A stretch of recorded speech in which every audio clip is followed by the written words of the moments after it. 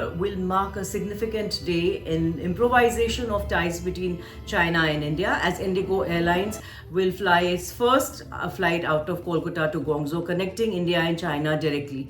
This is significant because it's happening after a gap of 5 years. International flights on many sectors were stopped post-COVID.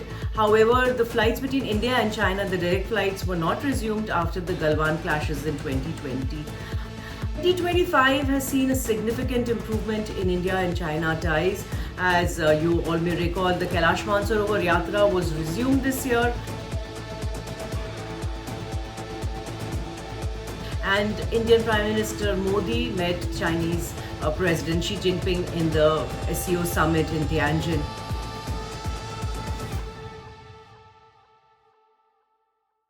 Few days back, Indian soldiers and Chinese soldiers exchanged sweets also across LAC from the standoff that there was between soldiers of these two countries. Now, if you look at the population of India and China, it's close to 2.8 billion, and the India-China trade is close to 127.7 billion US dollars. So there is a lot of exchange of businessmen, of investments, of students, of the entire gamut of people across India and China, and these direct flights will facilitate their travel.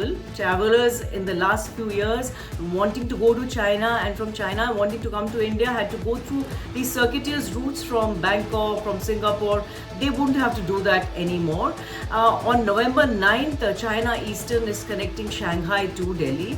Air India is also in talks for resumption of air services between the two countries. So this marks a significant improvement in not just diplomatic ties, it also shows that travel is going to become much easier. So the